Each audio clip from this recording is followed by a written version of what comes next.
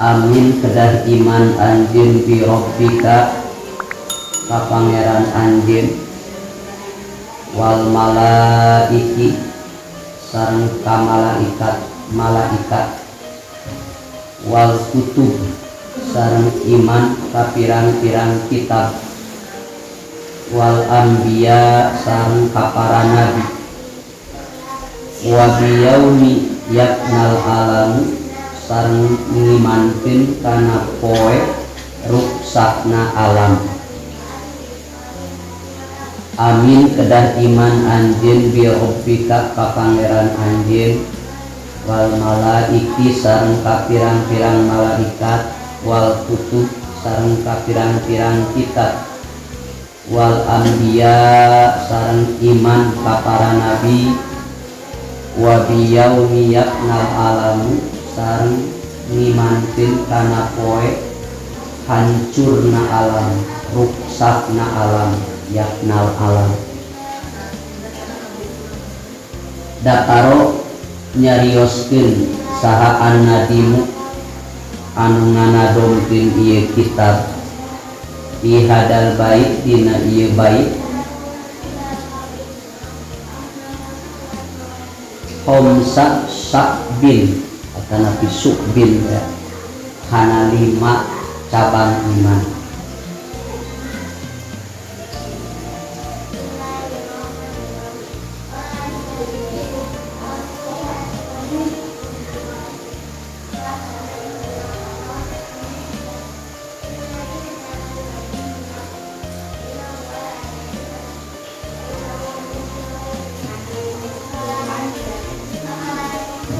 Dina ieu bait aya 5 cabang iman, aya 5 anu wajib diimankeun ku urang sadaya muslimin muslimah. Pasuk batul ula ari cabang iman anu kahiji al iman nyaeta kedah ngimankeun kedah percaya bi anna Allah ta'ala kana yen saestuna Allah ta'ala wahidun dat anu esa dat anu tunggal dat anu sahiji wahid la syarika nu teu aya rencang lahu ka eta Allah lahu ka eta dat anu sahiji nyaeta Allah. Kahijina cabang iman teh percaya yakin kana yen Allah teh dat anu tunggal bari teu aya rencang lahu ka Allah la syarika lahu teu aya syarikat teu aya kerja sama ka Gusti Allah dina sadaya rupi pengurusan ieu alam. Allah teu ngagaduhan partner kerja, Allah tengah gaduhan partner bicara kanggo ngabangun ngawujudkeun nyiptakeun ieu bumi langit yang sadaya isina teu aya keur ngabuktoskeun yen Allah dat anu maha kawasa. Namun ieu dunia didamel lain ku Allah pasti mual sampurna. Sebab jalma dina makhluk dina bangun hiji perkara aya kepentingan masing-masing, hayang diikuti pendapatna masing-masing.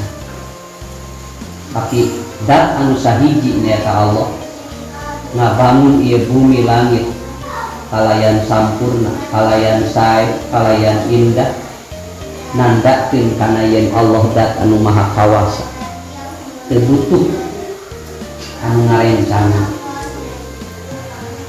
Pardun anu nyalira Allah, anu mencil Allah, la misla anu teu aya misilna lahu ka Allah.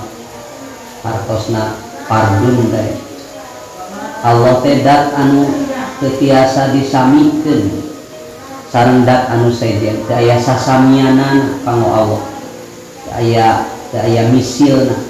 Allah teh seperti nu kumaha, Allah teh kawas kumaha teu aya.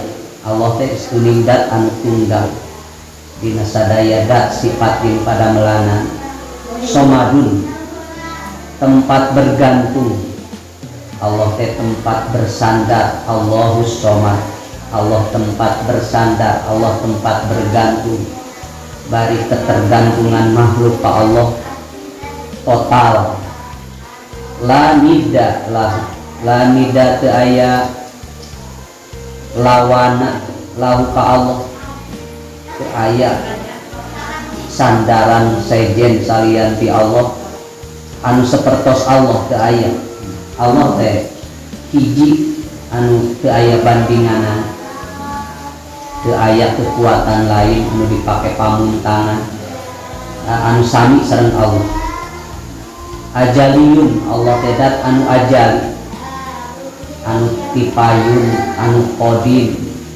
anu teu aya anu miheulaan tipayuna Gusti Allah Allah teh dat anu tipayun tapi tipayuna Allah teu aya anu langkung payun di batan Allah tipayun Allah imun anu ngadeg anu qaim Allah teh anu ngawujudkeun anu ngadegkeun sana sadaya perkara anu imun binafsihi teh dat anu ngadeg kalawan dat naku anjeun teu aya nu ngadamel ka Allah teu aya anu nyiptakeun ka Allah teu aya nu ngawujudkeun ka Allah abadiyun dat anu abadi daimun tegesna anu langgeng teu aya haruksakan ka Gusti Allah istuning utuh Allah daimun Allah teh hayyun daimun dat anu maha jumeneng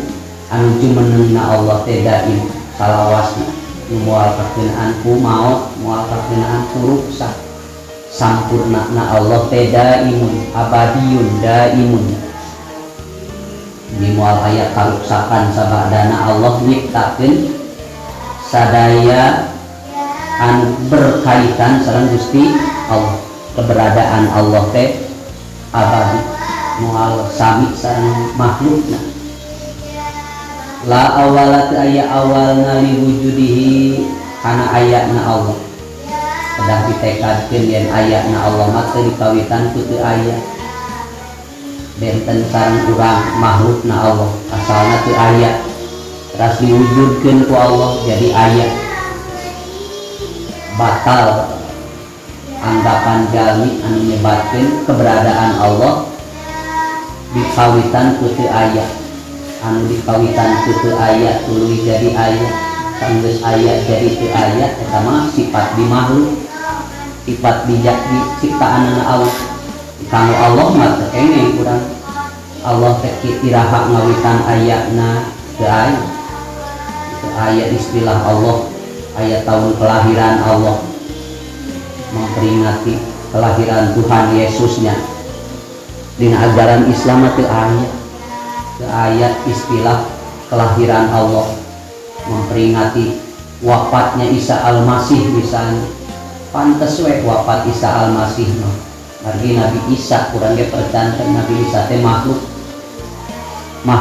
jalmi biasa mung dipaparin sareng diangkat kedudukan janten Nabi na Allah sanes pangeran Nabi Isa Nabi sateu acan Nabi Muhammad sallallahu alaihi wasallam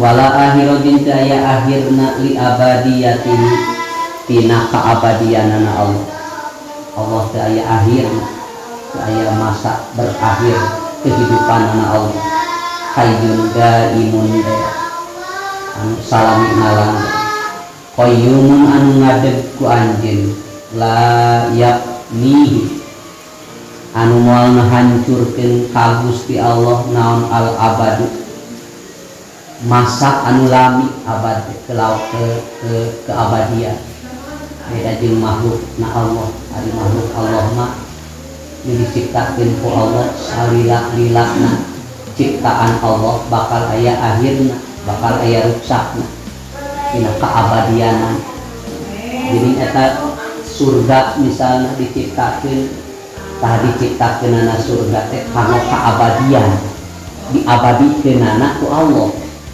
Sebenarnya mah sifat makhluk mah aya nu abadi, diciptakeun bisa, dihancurkeun bisa ku Allah. Tapi anu abadi mah layak nihil abad, nu moal bisa hancur ku sabab lawas, ku sabab waktu lami Allah. Urang mah makhluk jalmi sapanjang-panjangna umurna jalma aya masa mautna, sakuat-kuatna kakuatan jalmi aya masa lemahna teu aya daya tangan pangawasa, sasae-saena jalmi aya masa teu sae disebutna la eta teh bakal limit keabadian. Bal huwa malahan ari Allah teh wala yughayyiruhul amad, wala yughayyiruhu jeung moal ngarobih ka Allah naon al amad. Amad sareng abad teh eta keneh maknana. Al amad waktu anu panjang, abadal abidin kana fi amadan sarmada salilakna. Bal huwa malahan ari Allah al awwal dat anu awal wal akhiru sareng anu akhir. Allah dat anu mengawali, Allah dat anu mengakhiri. Keabadian aya di Allah, awal aya di Allah, wa zahir sareng anu zahir sesuatu anu nampak teh Allah, wal batinu sareng anu batin hartosna nu batin oge Allah. Allah teh zahir ku ngadohirkeun makhlukna, Allah teh batin ku henteu sarua jeung anu zahir anu nyumput anu nyata makhluk. Munajjaun dibersihkeun Allah anil jismiyah tina sifat jisim disebut mujassimah, teu tiasa dibelegedegkeun, teu tiasa dibungkeulkeun Allah. Ieu teh kenging ngagambarkeun Allah teh persegi panjang, Allah teh segitiga bulat atanapi segi empat, atanapi jisim teh kawas warna merah putih eta bangsa mujassimah. Tapi aya ka Allah sifat jisim teh sifat-sifat anu nyata, anu bungkeul, anu dohir. Laisa teu aya kamislihi seperti Allah naon saeun hiji perkara. Antara sifat nu kudu diyakini kurang kaayaanana dat Allah Subhanahu wa ta'ala. Wa suratu saniyatu ari cabang anu kadua, cabang iman anu kadua. Al imanu nyaeta kedah percaya bil malaikati ka para malaikatna Allah. Cabang iman anu kadua urang kedah percaya yen Allah ngadamel makhluk anu disebat malaikat.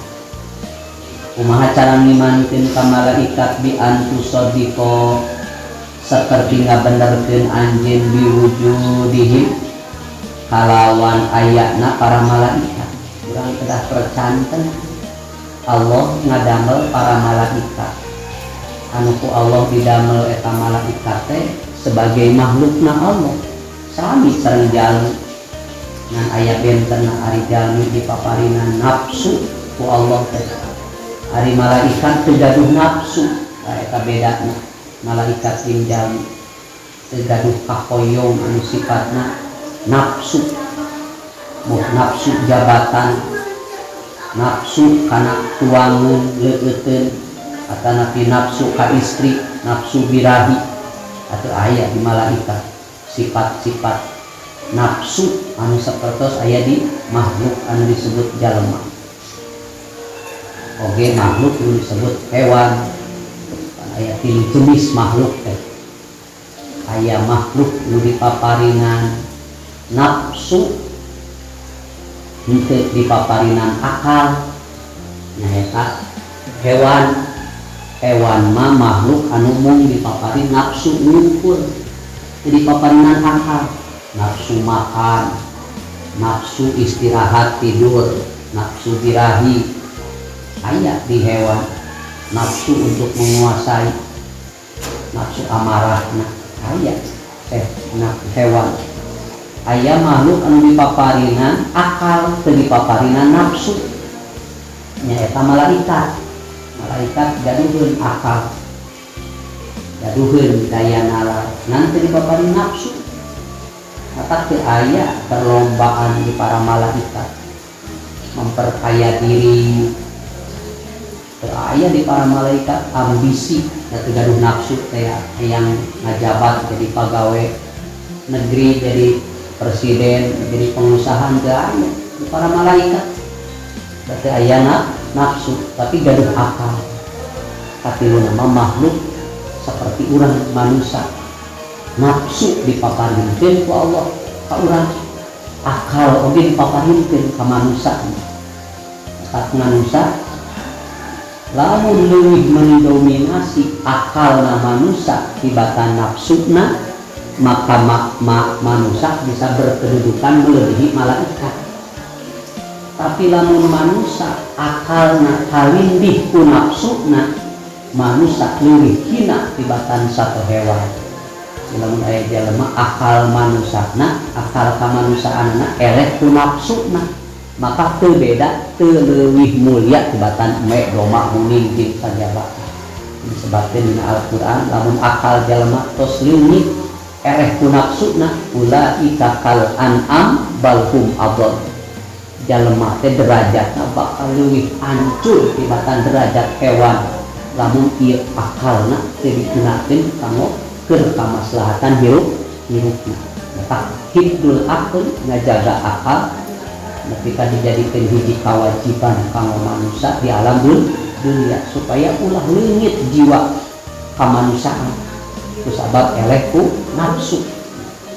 Urang teh nafsu teh nafsu sarakah, yang menguasai jabatan, harta, kedudukan, hayang kabeh ku manehna. Anu kitu mah hewan, anu tidak berbagi mah hewan. Sifat-sifat bahimnya, sifat kehewanan satu hewan di dalamnya. Nah, para malaikat diciptakeun ku Allah kang diyakini ku urang yang diantawis makhluk ciptaan Allah aya nu disebat malaikat. Di antusodiko kalawan ngabenerkeun anjeun diwujudihim kana ayatna para malaikat. Wa bi annahum jeung saestuna para malaikat ibadun hamba-hamba Allah mukramuna anu dimuliakeun sadayan. Layak suna anu para maksiat ieu sadaya malaikat Allah ka Gusti Allah. Para ayan doraka malaikat ka Allah. Taklam jalma geus tara dosa, tara midamel dosa ka Allah, eta jalma kadudukanana mulia seperti malaikat. La yaksunallaha ma amarohum.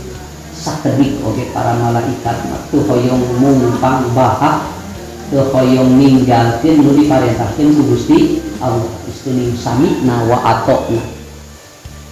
Dia dengar dan dia taat. Ari jalema mah bisa sami'na wa asoina, ngadenge nama jalema kana nasihat, kana larangan, kana parentah. Tapi wa asoina sifatna jalema mah sok hayang menentang, hayang ninggalkeun parentah. Nauzubillah.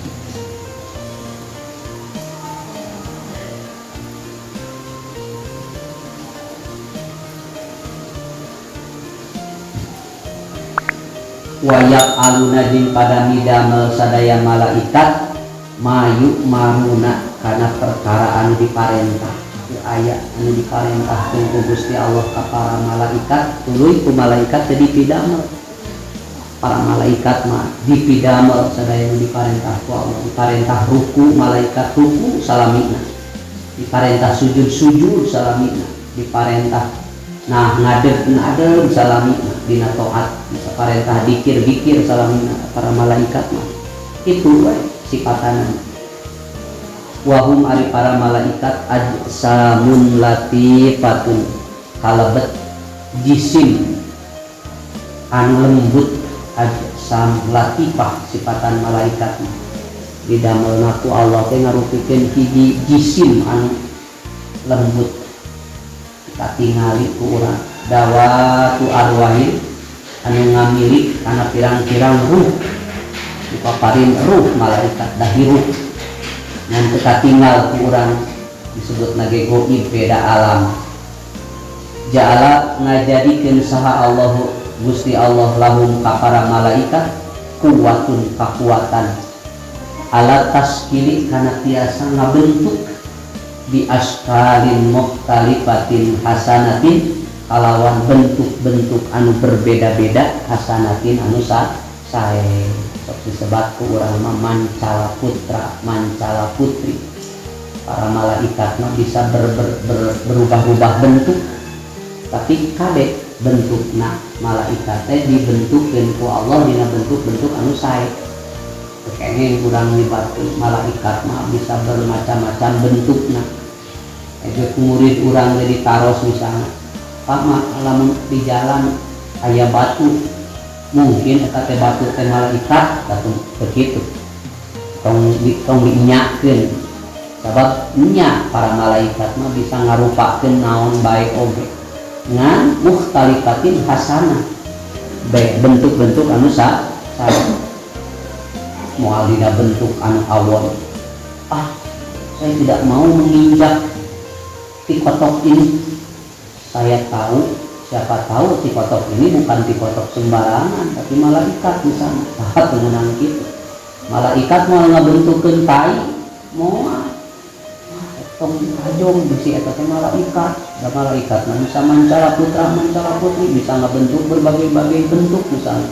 Kata kenging dinisbatkeun disandarkeun kanu garoreng, da sifatana ge askal mukhtalifah bi askalin mukhtalifatin hasanatin, bentuk-bentuk anu berbeda-beda tapi hasanah bentukna teh sae. Wasulatu salisatu ari cabang iman anu katilu al iman nyata kedah ngimankeun bil kutubi kana pirang-pirang kitab Gusti Allah. Bi antu sodiko kalawan kedah ngabenerkeun anjeun bi annama angjala kana yen saestuna perkara anu tos nurunkeun saha Allah ala anbiyaihi kana pirang-pirang nabina Allah ka pirang-pirang nabina Allah minal kutubi tina pirang-pirang kitab wahyun eta teh wahyu minallahi ti Gusti Allah. Urang kedah percanten yen Allah maparingkeun wahyu kitab-kitab ka para nabi na Allah mustamilun anu meliputi ala ahkamihi kana pirang-pirang hukum Allah wa ahbarihi sareng khobarna Allah. Akhbar teh pirang-pirang berita ti Allah ngeunaan anu kedah dipidamel, anu kedah ditinggalkeun, anu halal, anu haram, anu sae, anu awon, oge ngabimbing makhluk manusia jalan kasalamatan dunia akhirat. Para nabi mah eta ngagaduhan kekuatan pengetahuan jeung wahyu ti Gusti Allah anu ngaberitakeun kamanfaatan sareng manusia. Wasubatu robiatu ari cabang iman anu kaopat di antumina kalawan ngimankeun anjeun di anal anbiya kana yen saestuna para nabi sodikuna eta anu leres sadayana pima dina perkara akhbaru anu tos jarioskeun ieu para nabi sadayana bihi kana eta perkara anillahi ta'ala ti Gusti Allah ta'ala. Cabang iman kaopat sadaya muslim muslimah kedah percanten yen saestuna para nabi eta teh makhluk manusia biasa mung bentena eta nabi mah dipilih ku Allah kanggo janten utusanana Allah anu nampi rupi-rupi ilmu ti Allah, nampi rupi-rupi wahyu ti Allah. Wa anna minhum jeung saistuna pirang-pirang di antara para nabi man aya nabi arsalahum anu ngutus Allah ka eta para nabi ilal khalqi ka makhluk lihidayatihim pikeun maparing petunjuk ka sadaya makhluk wa takmili ma'asihim sareng nyampurnakeun kehidupan dunia na makhluk wa ma'adihim sareng kehidupan akhirat na makhluk. Para nabi dipaparin wahyu ku Allah kanggo memproklamirkan dirina sebagai nabi ka makhluk tujuanana maparin hidayah ka sadaya makhluk, maparin petunjuk ka sadaya makhluk oge pikeun nyampurnakeun kehidupan dunia oge kehidupan akhirat na makhluk. wa ayyadahum jeung niatan Gusti Allah ka para nabi bil mu'jizati kalawan pirang-pirang mukjizat. Oke anu janten dalil eta teh nabi eta teh rasul, nabi jeung rasul mah ngagaduhan qawarik, keanehan, keajaiban, keistimewaan anu teu kaharti ku akal nu disebat eta teh mukjizat teh. Ada lati anu nuduhkeun ala sidqihim kana leresna eta para rasul. Para rasul teh kanggo ngawujudkeun dalil anjeunna sebagai rasul teh biasa ngabuktikeun hiji perkara anu disebat mukjizat. Fabalagu maka nepikeun para rasul anhu ta'ala ti Allah ta'ala risalatahu kana risalahna eta rasul. Wa bayyanu sareng ngajelaskeun para rasul lil mukallafina kasadaya jalmi anu balig tur boga akal ma umiru kana perkara anu diparentah para rasul dibayanihi pikeun ngajelaskeun para nabi para rasul dipaparinan kamampuhan ku Allah kanggo nerangkeun maparinan bayan maparin penjelas kana naon rupi anu diparentah ku Gusti Allah kedah didugi wasubatul khamisatu ari cabang iman anu kalima al imanu nyaeta kedah percaya bipana il alamid dunyawi kana ruksakna alam dunia. Cabang iman anu kalima mah urang kedah percanten yen ieu alam dunia teh bakal rusak, bakal hancur, bakal berubah. Kita kenging gaduh anggapan hidup di dunia ini selamanya gak mungkin. Akidah nu salah lamun kurang gaduh anggapan dunia bakal abadi. Dunia mah diciptakeun ku Allah bukan untuk keabadian, bukan untuk sesuatu yang terus menerus, tapi bakal berputar, berubah, hancur, panah, rusak. Al-ulwihi anu bangsa luhur wasufla jeung anu bangsa handap. Al-ulwihi wasuflihi bisa anu bangsa alam dunia anu langit anu berupa bumi bakal hancur. Wabil yaumil akhir sareng kalawan poe akhir itu disebut poe akhir teh poe kiamat. Wabil yaumil akhir ing kalawan poe akhir ma'ama sarta barang istamala anu meliputi alaihi kana poe akhir. Oke anu berkaitan jeung poe akhir rusak alam minal jajaifin ayana pembalasan wal hisabi ayana hisaban amal wal mizani sareng surga timbangan amal wasiroti sareng ayana sirot wal jannati sareng surga wan nari sareng neraka. Sadayana eta ciptaan Allah. Surga bisa abadi karena diabadikeun ku Allah. Neraka bisa abadi karena diabadikeun ku Allah.